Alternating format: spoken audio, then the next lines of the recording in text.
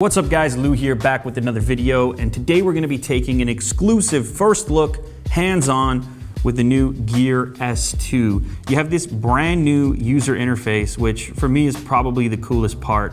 This bezel around the outside actually spins, kind of like those old school watches that your dad probably used to wear, or maybe he still does. So starting from the watch face here, you can move it to the left-hand side to look at your notifications. You can then take action on those notifications from that location. Now, one thing to mention before I get into that, you can still navigate through touch like this by swiping back and forth, but the whole concept here to keep your hands, to keep your fingers off the screen. Okay, so here you can see the message and I can take action on it by tapping, at which point I can see the entire conversation thread. Then at the very bottom, I can click reply. From here, there's a couple of different options. What's up? I'll talk to you soon. There's a plus button down at the bottom. So if you're like me and you like to use a lot of slang with your friends and whatnot, you can put it all in here. I'm assuming it's gonna be appropriate slang, okay? Keep it clean, kids. But that's not the only option. You can also use your voice. You can see there's a microphone icon there, so you can dictate the message back. Or if you wanna have a little bit more fun, pick a thumbs down, because I'm just a downer that day. No, never mind. Thumbs up. That's what we're all about. Then I can just select it, boom. Now, if you're old school, there's even an option using this T9 style input. This for me is probably not the most practical way to interact with it at this point, but hey, it's there. Maybe you're in some kind of top secret environment and you can't get to your phone. You've got this under the table, you know, some James Bond type stuff. So here you'll be able to see that there are tons of different watch faces to choose from. In fact, there's over 20 right now. There'll be an open SDK so people can make their own watch faces. By clicking on the stylize button, you can get even more variations even within one particular watch face. And another cool thing here is that there are custom watch faces for different functions. Here you can see there's a Nike watch face. And that brings me to actually one of my favorite watch faces here, activity bubbles. There's two independent bubbles. Unfortunately, right now, you can tell that I've been sitting a little bit too much. Daily competition with yourself.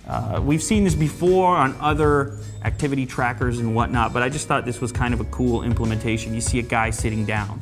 You see the actual image of it, and it makes you feel terrible about yourself. Get up, stop feeling terrible. Let's make a change. The bands are interchangeable.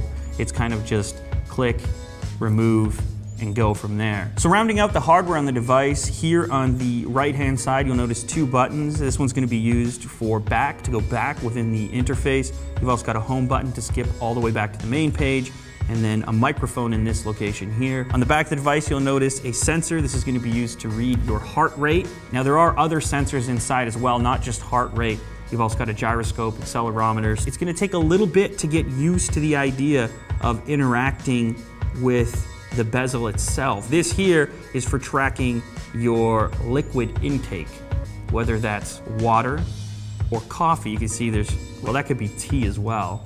Maybe you're in England.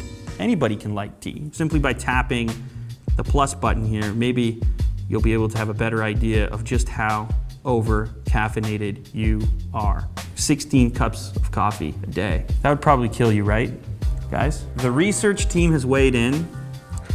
I don't know how accurate this is, but apparently you can have more coffee than water.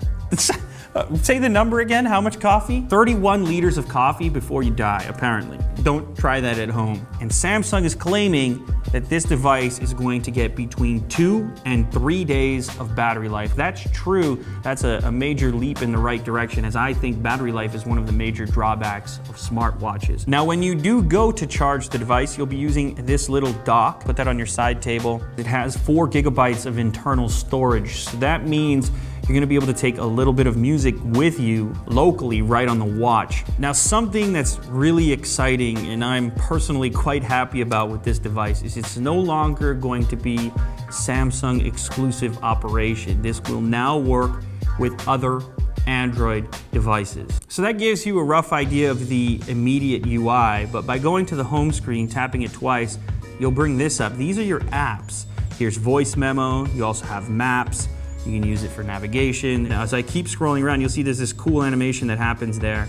So once I get past the first group of apps. Now you might be thinking that the app icons on a device this size are incredibly tough to select, but with this new UI, you can actually sort of just hover over Music Player in this particular case, and then rather than trying to tap right on that icon, you can hit in the middle of the display, and this functionality works throughout various menus and different apps. So I showed you some of the software functionality, also gave you an overview of the hardware, but there's something I haven't covered yet, and that's durability.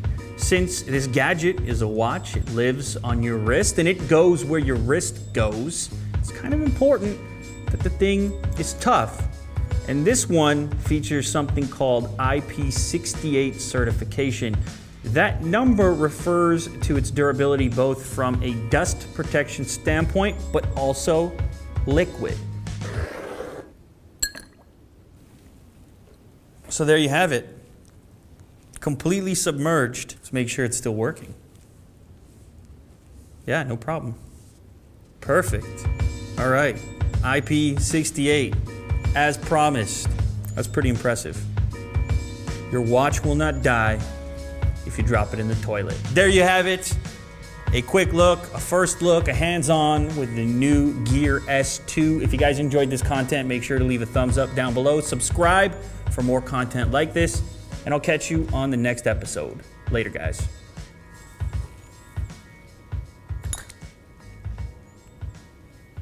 I could do that all day.